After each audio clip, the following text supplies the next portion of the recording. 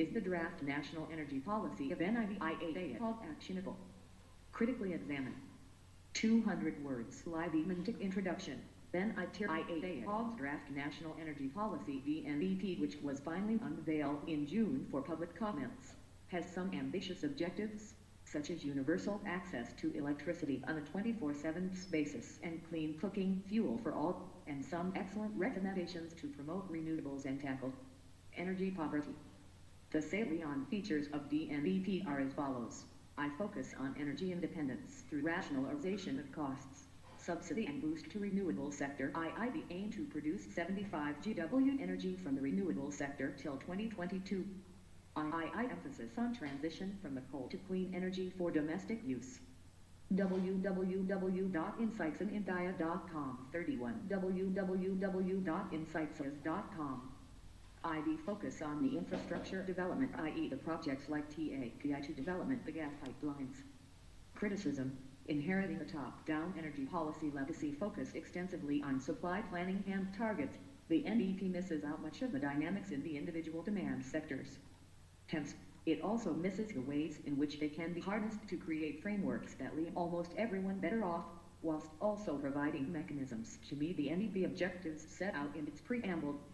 Issues of the supply side, including energy security, access, affordability and sustainability, are covered well in the NEP, with numerous fresh perspectives.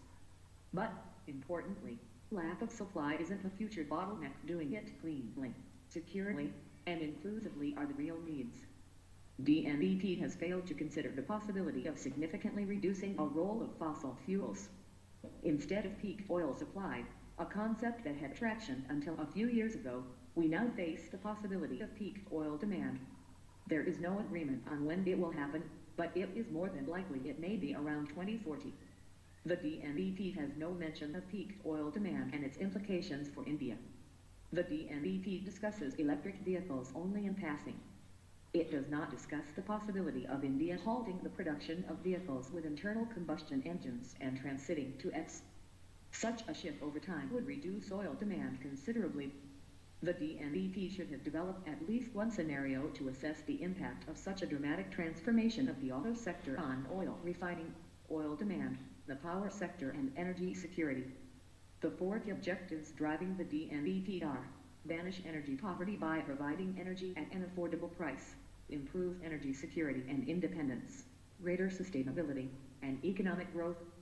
No attempt has been made in the report to optimize decision-making while selecting different sources of energy based on multiple criteria like the four mentioned here. A realistic energy policy cannot be purely top-down or national, but must also incorporate multiple smaller policies, e.g., one meant to stimulate domestic oil and gas production, which the ambitious scenario represents. Such coordination is the need of the hour, and NIDIA is in a great position to play that role. Part I of the NEP could focus on such strategizing, prioritizing and road mapping of India's energy policy priorities. Q. The Golden Quadrilateral Project shows how investment in transport infrastructure has shaped spatial development and improved allocated efficiency in India. What do you understand spatial development and allocated efficiency? Discuss the benefits of the Golden Quadrilateral Project. 200 words. Live eventic introduction. The Golden Quadrilateral is a highway network connecting many of the major industrial, agricultural and cultural centers of India. A quadrilateral of sorts is formed by connecting Chennai, Kolkata, Delhi and Mumbai, and hence its name. Other metropolises also connected by the network are Ahmedabad, Bengaluru, Bhubaneswar, Jaipur, Kanpur, Pune, Surat, Nellore, Vijayawada, Bhilwara, Ajmer, and Visakhapatnam. The largest highway project in India and the fifth longest in the world, started by NDA government led by Prime Minister Atal Bihari Vajpayee. www.insightsindia.com 32 www.insightsis.com. Spatial development, where some industries move from urban to rural areas or from core to peripheries of cities, is evident in many countries, and is associated with the efficient placement of industries. The Golden Quadrilateral Project has encouraged efficient decentralization by making intermediate cities more attractive to manufacturing entrants. For instance, Moderate density districts like Swarat in Gujarat or Srikakulam in Andhra Pradesh that border the Golden Quadrilateral Highway registered a more than 100% increase in new output and new establishment counts after the Golden Quadrilateral upgrades. The upgrades were associated with better allocated efficiency as measured by the extent to which the employment of an industry is contained in the industry's most productive plants. Industries that were initially positioned along the Golden Quadrilateral showed improved allocated efficiency compared to industries initially positioned on the NSCW highway that was never built. The projected economic benefits of the GQ project are 1. Establishing faster transport networks between major cities and ports. 2. Providing an impetus to smoother movement of products and people within India. 3. Enabling industrial and job development in smaller towns through access to markets. 4. Providing opportunities for farmers through better transportation of produce from the agricultural hinterland to major cities and ports for export through lesser wastage and spoils. 5. Driving economic growth directly through construction as well as through indirect demand for cement, steel and other construction materials.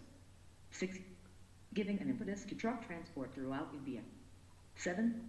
Better movement of products and people, more choice of locations for initiating industrial activity, reduced wastage for the agriculture sector, and a decrease in vehicle operating costs and time.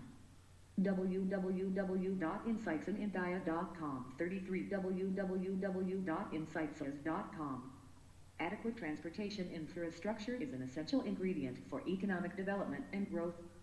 Business leaders, policymakers, and academics describe infrastructure as a critical hurdle for sustained growth that must be met with public funding, but to date there is a limited understanding of the economic impact of those projects and their financial forms.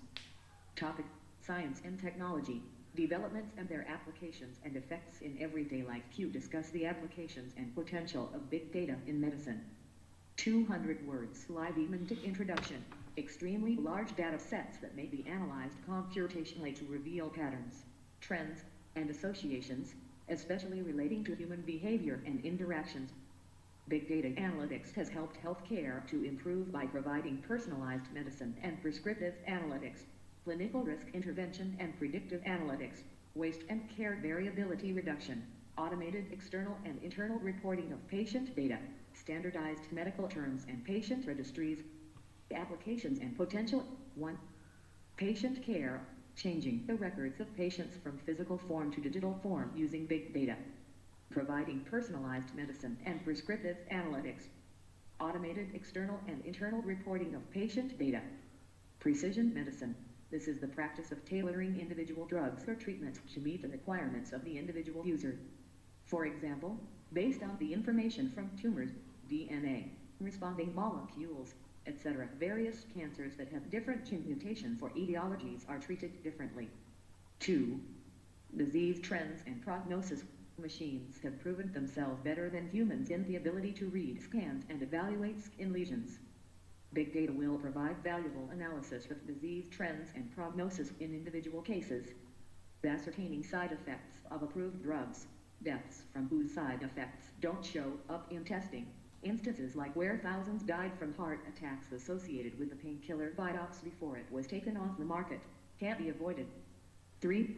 Research and development. New inventions and experiments saved in a repository can help the other scientists and researchers to save time by picking their research from it. To increase the scale and capacity of clinical trials to evaluate drugs. Clinical trials are very expensive and are usually limited to sample sizes and short-term durations. Data banks such as Cancer Genome Atlas can pick up on this drawback of clinical trials.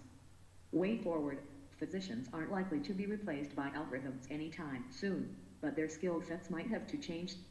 Doctors have to think less statistically and more scientifically.